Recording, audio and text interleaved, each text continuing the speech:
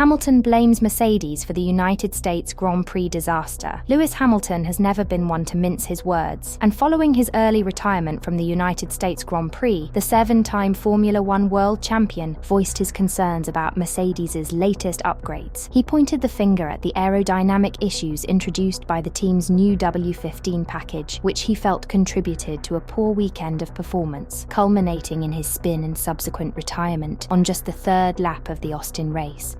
Hamilton's weekend at the Circuit of the Americas was fraught with difficulty from the outset. Throughout practice, qualifying, and the race itself, the Mercedes driver struggled with handling and stability. The most telling moment came in the main race when Hamilton spun off the track at turn 19, burying his car in the gravel and forcing an early exit. Hamilton later explained that the problem seemed to stem from the car's handling under the new upgrades, which caused excessive bouncing, a phenomenon the Mercedes team had previously struggled with under the new ground effect regulations. The bouncing, Hamilton said, mainly affected the left front axle and made it almost impossible to control the car in the corners. I had a great start and felt really good, moving up to 12th place. It was probably one of my best starts for a long time. I wasn't even pushing hard, I was just working on getting the tyres up to temperature, said Hamilton. But the car just started to bounce a lot, especially the left front. Then suddenly the rear lost grip and I spun. It was the same problem George had yesterday. Hamilton's teammate, George Russell, experienced similar problems throughout the weekend, highlighting the issues with the W15's new upgrade package. During qualifying, Russell spun off the track, a rare mistake for the young driver, adding to the growing list of incidents Mercedes had to contend with at the Austin circuit. Russell's spin in qualifying prompted the team to switch back to an older specification of the car due to a lack of spare parts, and notably, the car seemed to perform better after the change. This led to speculation that the new upgrades may have done more harm than good. Most worryingly for Mercedes, the troublesome bouncing, thought to have been largely eradicated for the 2024 season, appeared to have returned with the new package in Austin. The problem of bouncing, which plagued Mercedes' 2022 campaign, is caused by the aerodynamic design of the car. The bounce is caused by the car's low ride height, which creates a suction effect as it speeds down the straights, pulling the car closer to the ground before bouncing back upwards in a violent oscillation. Hamilton was open about the difficulties, noting that the upgrade seemed to make the car undrivable at times. If the spin didn't happen on that lap, it would have happened later because there was definitely something wrong with the car. The new package was problematic all weekend, and it's frustrating. Mercedes team principal Toto Wolff was quick to back Hamilton's assessment, admitting that the car's behavior in Austin was far from normal. Always a steady hand in a crisis, Wolff admitted that there was clearly something wrong with the car's balance and setup. Lewis doesn't lose a Formula One car like that, not when he's not even pushing. He took responsibility for it. That's what makes him the great driver that he is, but it wasn't his fault. There's definitely something wrong with the car. Wolff also suggested that external conditions such as wind and turbulence could have played a role, but was adamant that the car's setup was the main problem. There was wind, maybe some turbulence from the car in front, but that's not enough to explain why we went off like that. We need to find out what's going on with our car in different wind conditions, especially how the ride height affects the performance. But reflecting on the weekend, Mercedes team boss Toto Wolff also said the problems that were encountered were not to do with the upgrade, and were instead more based around the ride of the car on the bumpy track. I don't think we have a fundamental issue on the upgrade very much, he said. My thinking is it's more interaction on aero and on mechanical stuff. Therefore, we're going to continue with the upgrade. It makes no sense to not, because there's a lot of lap time you leave on the table. However, on the other side, you need to be very open-minded. George drove the July upgrade because we didn't have the new floor, and that seemed pretty competitive. While Mercedes plans to stick with its upgrade, the squad remains tight on spare parts after Russell's qualifying crash, and with only one of the new floors undamaged following that incident, the team looks set to split packages in Mexico. Clearly, we will be missing the floor that needs to go back to the UK and then be repaired for Brazil, added Wolff. So, we'll be running the spare specification. With Lewis, normally he would have all the parts, but I'm not 100% sure that he's keen on running that, so we're going to find out how we want to tackle that weekend. Philip Brendel, a former Mercedes aerodynamicist and current service TV analyst, echoed Wolff's concerns and suggested that the problem could be systematic.